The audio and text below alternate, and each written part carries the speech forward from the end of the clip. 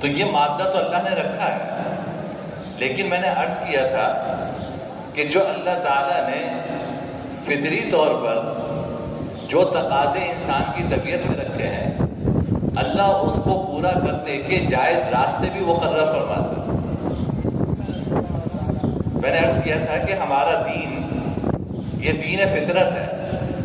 ایسا نہیں ہو سکتا کہ اللہ آپ کی فطرت میں کوئی چیز رکھے اور اس کو پورا کرنے کی اللہ کوئی شکل نہ رکھے، ایسا نہیں ہو سکتا۔ بھائی دیکھو، مال کی محبت ہے نا، کس کے دل میں نہیں؟ اللہ نے رکھی ہے۔ مال کی محبت ہماری طبیعت میں رچی بسی ہے، اللہ نے یہ محبت ہماری طبیعتوں میں رکھی ہے۔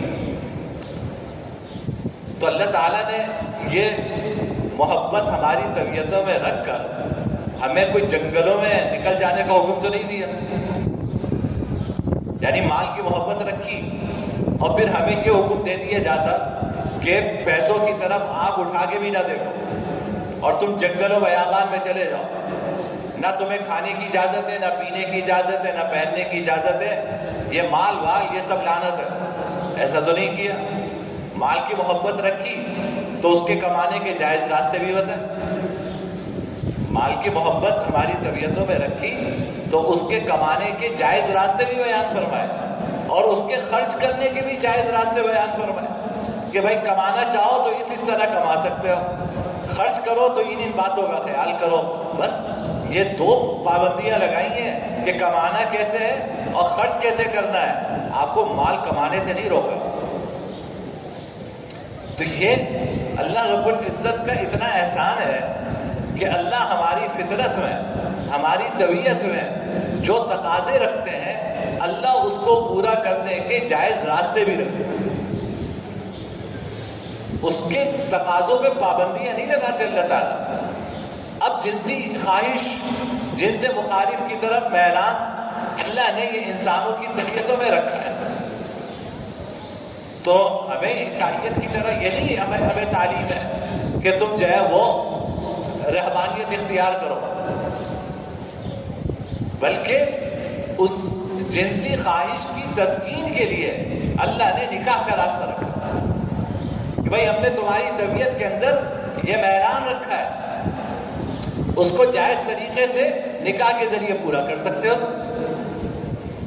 اور اس نکاح کو اتنا آسان رکھا، اتنا آسان رکھا کہ شاید ہی کوئی چیز اتنی آسان، اللہ نے اس میں آسانیاں پیدا فرمائی۔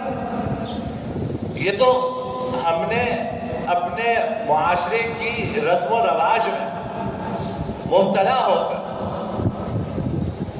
اس نکاح کو مشکل بنا دیا، بلکہ میں معاشرے کی کیا رسم و رواج کہوں، ہندوانہ رسم و رواج، ہندوانہ رسم و رواج میں پڑھ کر ہم نے نکاح کو مشکل بنا دیا۔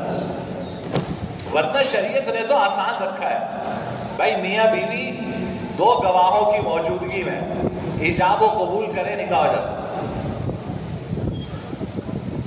لڑکا اور لڑکی دو گواہوں کی موجودگی میں ایجاب و قبول کرے نکاح ہو جاتا، قاضی صاحب کی بھی ضرورت نہیں ہے۔ وہ تو سنت کے مطابق نکاح میں برکت کے لیے کہا جاتا ہے کہ بھئی مسجد میں نکاح کرو، نکاح میں کچھ خطبہ پڑھا جائے اور سنت کے مطابق نکاح کرو، تو یہ تو اس میں برکت کے لیے یہ ساری باتیں ہیں کہ بھئی نکاح کا خطبہ بھی پڑھا جائے اور مسجد میں نکاح کیا جائے۔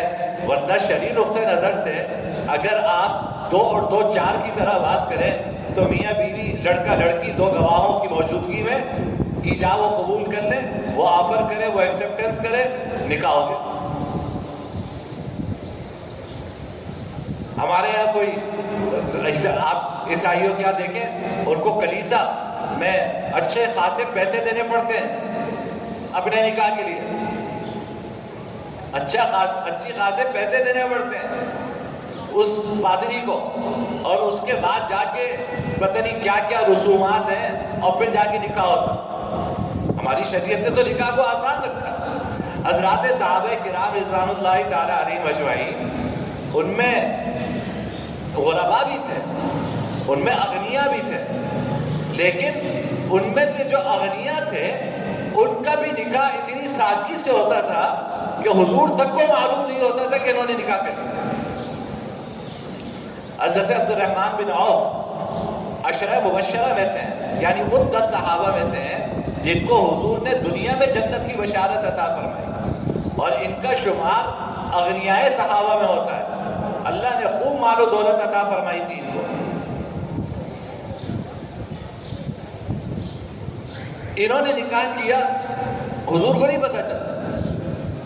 حضور کی مجلس میں تشریف لائے تو اس زمانے میں دولہا جو خوشبو لگایا کرتا تھا تو کپڑوں پہ اس خوشبو کے نشانات تھے، تو آپ صلی اللہ علیہ وسلم نے پوچھا کہ بھائی یہ نشان کیسا؟ تو کہنے لگے کہ یا رسول اللہ میں نے نکاح کیا۔